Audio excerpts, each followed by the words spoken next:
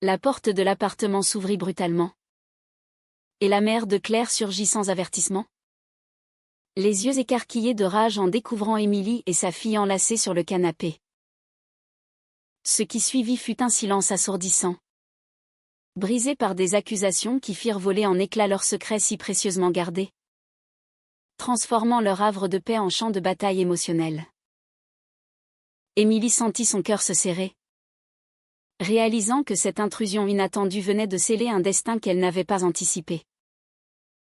Émilie avait toujours su que leur relation était un pari risqué. À 24 ans, elle vivait à Paris depuis 3 ans, ayant fui la province pour étudier le droit à la Sorbonne. Elle partageait cet appartement modeste dans le quartier latin avec Claire, qu'elle avait rencontré lors d'une soirée étudiante. Claire, 26 ans, travaillait comme graphiste freelance. Et leur amitié s'était muée en quelque chose de plus profond au fil des mois.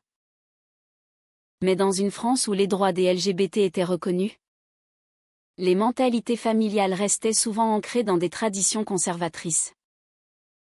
Émilie, issue d'une famille catholique pratiquante de Lyon, avait appris à cacher ses sentiments dès l'adolescence. Claire, originaire de Bordeaux, venait d'un milieu plus libéral en apparence. Mais sa mère, veuve depuis 10 ans, portait en elle des valeurs rigides héritées de son éducation. Ce soir-là, tout avait commencé innocemment. Elle préparait un dîner simple, riant des anecdotes de la journée. Émilie avait posé sa main sur celle de Claire, et un baiser avait suivi. Naturel et tendre. Puis, le bruit de la clé dans la serrure. Madame Dupont, la mère de Claire, avait décidé de faire une surprise à sa fille unique, voyageant en train sans prévenir. En entrant, elle avait vu la scène intime. Et son visage s'était décomposé. « Qu'est-ce que c'est que ça ?» avait-elle hurlé, laissant tomber son sac de voyage. Claire s'était levée d'un bond. Blême. Tandis qu'Émilie reculait, le cœur battant. Les heures qui suivirent furent un tourbillon de confrontation. Madame Dupont, une femme d'une 50aine d'années aux cheveux grisonnants et au regard perçant, s'assit au salon, exigeant des explications. Claire, dis-moi que ce n'est pas vrai. Tu n'es pas comme ça. Claire, tremblante, tenta de nier, mais les larmes la trahirent. Émilie, sentant la pression monter, intervint, Madame, ce n'est pas une phase. Nous nous aimons. La réponse fut un éclat de rire amer. Aimer? Vous détruisez tout. Pensez à la famille, à la société. Et toi, Émilie? Tes parents le savent-ils? Émilie pensa à ses propres parents. Son père, un avocat strict, et sa mère, dévouée à l'Église, l'avait élevée dans l'idée que l'amour devait suivre un chemin tracé, mariage, enfant, stabilité. Elle n'avait jamais osé leur avouer ses inclinations. À l'université, elle avait exploré sa sexualité discrètement. Mais avec Claire, c'était différent. C'était réel, profond. Pourtant, cette révélation forcée la plongeait dans un abîme de doute. Était-ce le moment de tout affronter? Ou valait-il mieux se cacher encore? Claire, de son côté, luttait contre ses propres démons. Elle avait toujours su qu'elle préférait les femmes. Mais la peur de décevoir sa mère l'avait retenue.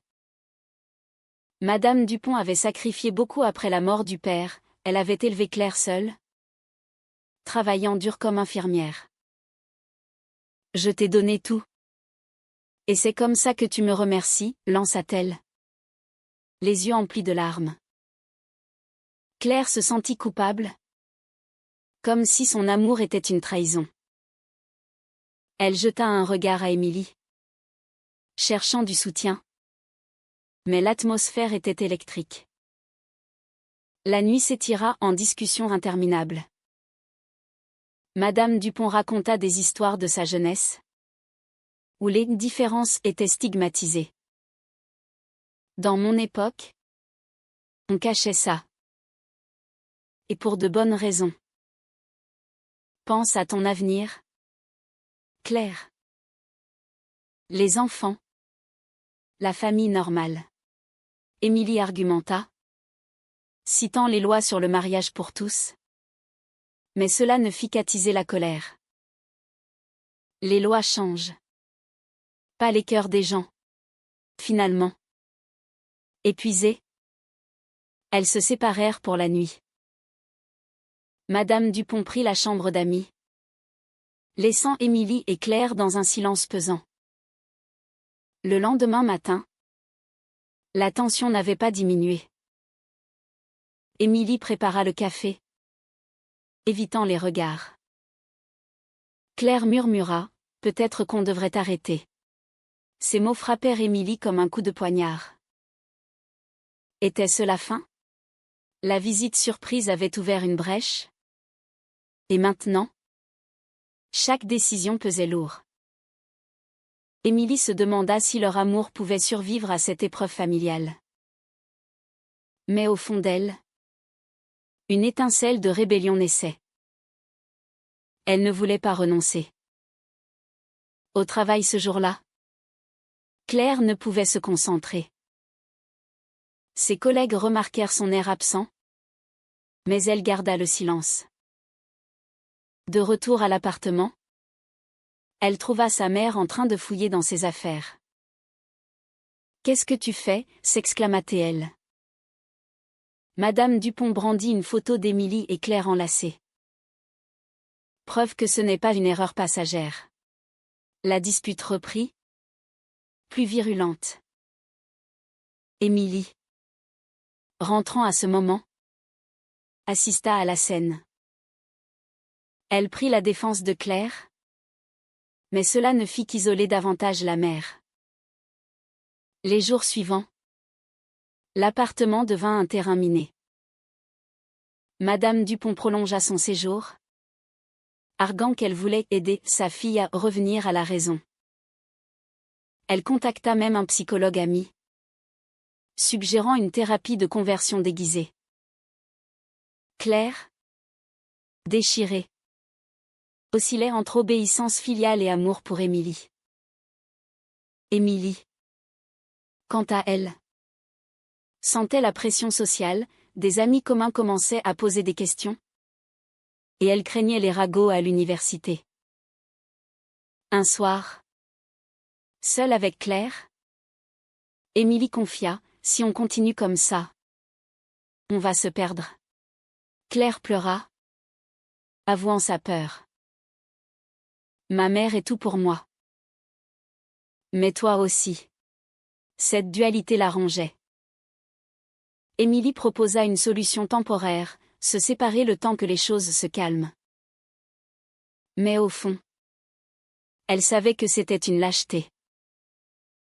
La vraie bataille était intérieure, affronter ou fuir? La visite de Madame Dupont avait non seulement révélé leurs secrets, mais aussi mis à nu les failles de leur relation.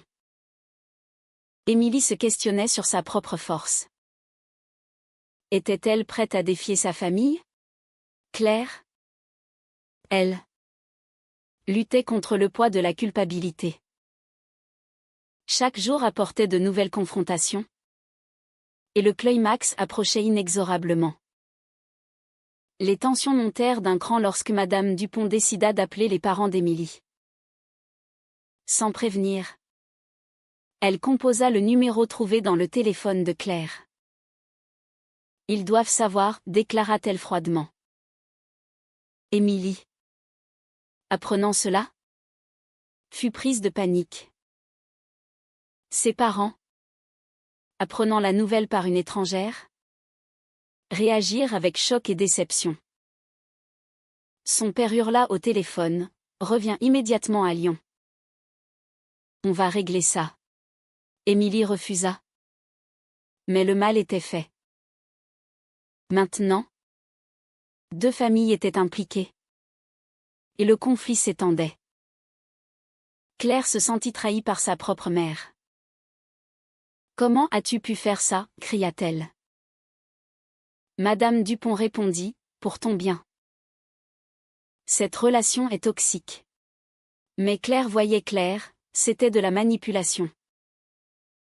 Pour la première fois, elle confronta sa mère sur son propre passé. « Et toi, maman? Pourquoi n'as-tu jamais refait ta vie après papa? Était-ce par choix?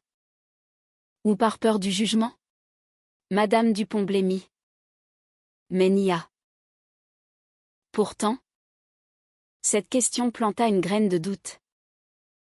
Émilie, de son côté, affronta ses parents par appel vidéo. Sa mère pleura, « On t'a élevé dans la foi. L'homosexualité est un péché. » Émilie argumenta, « L'amour n'est pas un péché. C'est qui je suis. » Son père coupa, « C'est une phase due à la vie parisienne. Rentre. Et on t'aidera. » Émilie raccrocha. Tremblante. Elle se tourna vers Claire, « Ils veulent que je rentre. Que fais-tu? Toi? » Claire hésita. Déchirée entre loyauté et amour. Les amis commencèrent à s'impliquer. Leur cercle proche, majoritairement progressiste, soutint le couple. Mais un ami conservateur, Julien, exprima des doutes, pensez aux enfants futurs. La société n'est pas prête. Cela raviva les débats internes. Émilie se demanda si elle voulait des enfants. Et si oui, comment dans ce contexte? Claire, elle, imaginait une vie sans Émilie. Et cela la terrifiait. Une confrontation majeure eut lieu lors d'un dîner forcé. Madame Dupont invita les parents d'Émilie à Paris, sous prétexte de discussion. L'appartement se transforma en tribunal. Les accusations fusèrent, « Vous corrompez nos filles. » Les défenses, c'est leur choix. Émilie et Claire, assises côte à côte, se tinrent la main sous la table. Mais la pression était immense. Le père d'Émilie menaça de couper les vivres.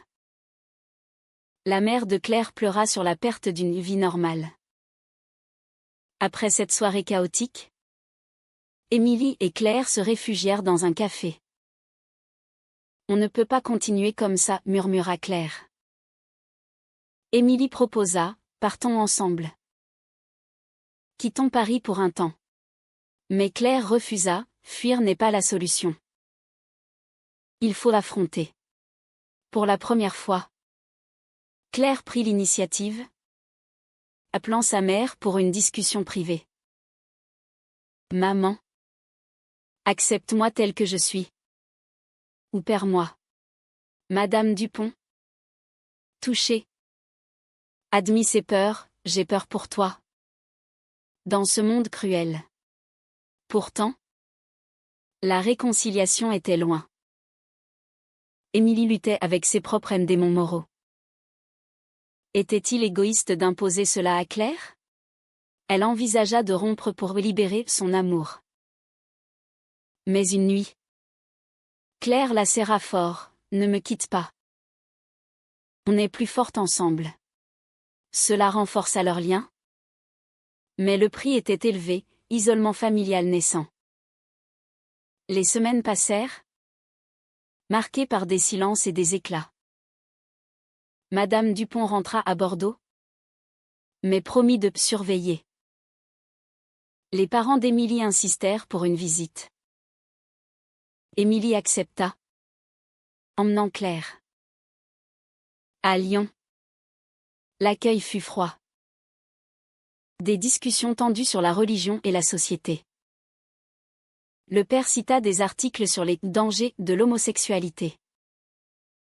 Émilie rétorqua avec des études sur l'égalité. Claire, étrangère dans cette famille, se sentit jugée. Une trahison inattendue surgit, la sœur d'Émilie, apprenant la nouvelle, posta un message ambigu sur les réseaux sociaux, insinuant un scandale. Des amis communs réagirent, certains avec soutien, d'autres avec jugement. Émilie se sentit exposée, vulnérable. Pourquoi as-tu fait ça, confronta-t-elle sa sœur. Pour te réveiller. Cela brisa des liens fraternels. Claire, soutenant Émilie, affronta ses propres amis. Un collègue fit une remarque homophobe. Et elle le remit à sa place, risquant son job.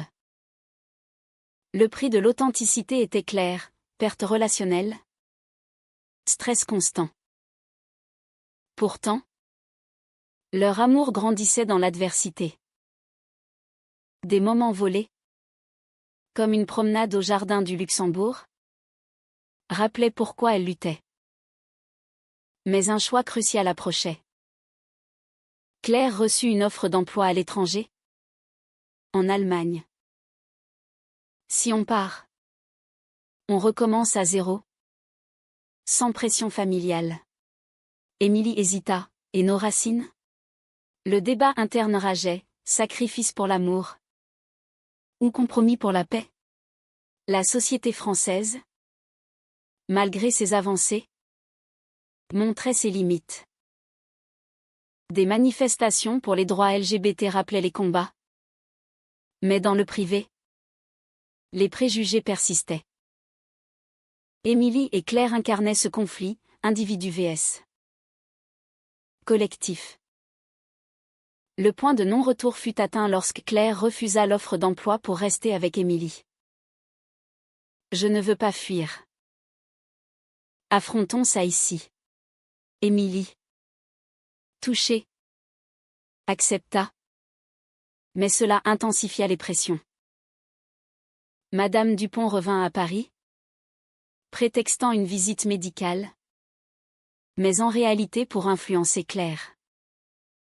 Pense à tes futurs enfants. Avec elle, c'est impossible.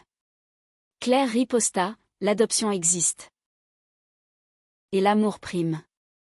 Mais les doutes s'insinuaient. Émilie, à l'université, subit des murmures. Un professeur conservateur nota son absentéisme, l'attribuant à distraction personnelle. Elle se battit pour ses notes, mais le stress affectait sa santé. Des nuits d'insomnie, des crises d'angoisse. Claire la réconfortait, mais elle-même craquait. Et si maman avait raison? Si on souffre pour rien? Une trahison plus profonde vint de l'intérieur. Claire, sous pression, contacta une ex-petite amie pour des conseils. Émilie le découvrit par hasard, se sentant blessée. Tu doutes de nous? La dispute éclata, accusation de manque de confiance, larmes de regret. Claire avoua, j'ai peur de te perdre, mais aussi de tout perdre. Émilie pardonna, mais une fêlure apparut. Les familles organisèrent une intervention conjointe. Dans un restaurant neutre, ils exposèrent leurs arguments, tradition, religion, société. Émilie et Claire défendirent leur amour, citant des exemples de couples heureux. Mais le père d'Émilie lâcha, choisit, nous ou elle. Claire entendit similaire de sa mère. Le choix était déchirant. Émilie opta pour l'honnêteté. Je vous aime. Mais je m'aime aussi. Cela coupa les ponts temporairement. Claire suivit. Déclarant, ma vie est avec Émilie. Madame Dupont partit en larmes, jurant de ne plus revenir. Les conséquences, solitude accrue. Mais aussi liberté naissante. Pourtant, la société frappait. Au travail de Claire, un client annula un contrat après avoir appris sa sexualité via des ragots. Pas compatible avec notre image. Claire lutta légalement, invoquant les lois antidiscrimination. Mais le dommage était fait. Émilie, solidaire, organisa un soutien en ligne, récoltant des témoignages. Un moment de crise personnelle, Émilie envisagea une thérapie. Le psychologue explora ses conflits internes, culpabilité catholique vs. Identité. Acceptez-vous vraiment? Elle travailla sur cela, émergeant plus forte. Claire, elle, confronta ses peurs filiales, écrivant une lettre à sa mère, « Ton amour conditionnel me blesse ». La réponse de Madame Dupont fut inattendue, une visite apaisée. J'ai réfléchi. Je ne comprends pas. Mais je t'aime. Un pas vers la réconciliation? Mais fragile. Les parents d'Émilie restèrent distants, envoyant des messages sporadiques. Le couple décida d'avancer, emménager dans un appartement plus grand, symbolisant un nouveau départ. Mais les cicatrices persistaient. Des disputes sur l'avenir, mariage? Enfant? Émilie voulait. Claire hésitait. Avec les préjugés.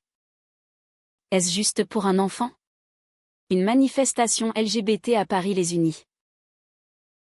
Marchant main dans la main, elles sentirent la solidarité. Mais un incident, un contre-manifestant les insulta. Claire réagit violemment, défendant Émilie. Cela mena à une réflexion, violence vs. Pacifisme. Le climax approchait avec une décision morale. Claire découvrit que sa mère avait répandu des rumeurs dans leur cercle familial. Pour te protéger, justifia-t-elle. Claire coupa les contacts, c'est de la trahison. Émilie soutint. Mais questionna, est-ce la bonne choix? La famille est irremplaçable. Seules, elles affrontèrent la réalité. Leur amour, forgé dans le feu, était plus résilient. Mais le prix, amis perdus, carrières impactées, santé mentale fragilisée. Était-ce valable? La reconstruction commença lentement. Émilie et Claire assistèrent à des groupes de soutien LGBT, partageant leurs expériences. Là, elles rencontrèrent d'autres couples affrontant des drames similaires. Vous n'êtes pas seul, assura une femme plus âgée. Cela les fortifia, leur apprenant la résilience. Pourtant, les retours de flamme persistaient. Le père d'Émilie envoya une lettre, « Reviens à la raison » ou « On te déshérite ». Émilie la déchira, choisissant l'indépendance. Claire, inspirée, reprit contact avec sa mère, posant des limites, accepte-nous ou reste éloignée. Madame Dupont accepta un dîner trial, où les tensions affleurèrent mais ne éclatèrent pas. Au travail, Claire gagna son procès contre le client discriminatoire, obtenant des dommages. Cela boosta sa confiance, la poussant à créer une agence inclusive. Émilie, excellent en droit, se spécialisa en droit LGBT et dans d'autres. Mais les conflits internes ressurgissaient. Émilie rêvait d'un mariage. Claire craignait le spectacle. Pourquoi officialiser? Notre amour suffit. Débat éthique, conformisme vs. Authenticité. Elle compromise, une cérémonie intime. Une trahison finale, un ami proche. Jaloux. Révéla des détails intimes en ligne. Scandale mineur. Mais blessant. Émilie confronta, pourquoi? Par envie. Perte d'amitié. Mais leçon sur la confiance. La société évoluait, loi renforcée. Médias positifs. Pourtant, dans les provinces, les mentalités traînaient. Lors d'une visite à Bordeaux, Claire et Émilie affrontèrent des regards hostiles. Madame Dupont défendit, c'est ma fille. Un tournant. Les parents d'Émilie mollirent, une carte d'anniversaire neutre. Émilie répondit. Ouvrant un dialogue. Peut-être qu'avec le temps, leur relation s'approfondit. Voyage. Projet. Mais un dilemme, adoption. Claire voulait. Émilie hésitait, avec nos bagages. Sommes-nous prêtes? Débat moral sur la parentalité queer. Un événement choc, Madame Dupont tomba malade. Claire accourut. Émilie suivit. À l'hôpital. Réconciliation forcée. Merci d'être là pour elle, murmura la mère. Émilie répondit, c'est normal. Cela c'est là une paix fragile. De retour à Paris, elles réfléchirent au sacrifice. Amour perdu, mais gagné en force. Émilie, le prix était élevé. Mais valable. Claire acquiesça. Pourtant, un doute persistant, avait-elle fait les bons choix? La société les acceptait-elle vraiment? Les mois suivants apportèrent une stabilité relative. Émilie et Claire se marièrent en petit comité. Dans une mairie parisienne. Madame Dupont assista. Larmes aux yeux. Les parents d'Émilie envoyèrent un message de félicitations distant. Le couple adopta un chat. Symbole de famille naissante. Mais les épreuves avaient laissé des traces. Émilie luttait avec des flashbacks de confrontation. Claire. Avec la culpabilité filiale. Thérapie de couple aida. Enseignant le pardon. Professionnellement. Elles fleurirent. Émilie gagna un cas emblématique sur la discrimination. Claire lança son agence. Attirant des clients inclusifs. Socialement. Elles s'engagèrent, conférences. Volontariat.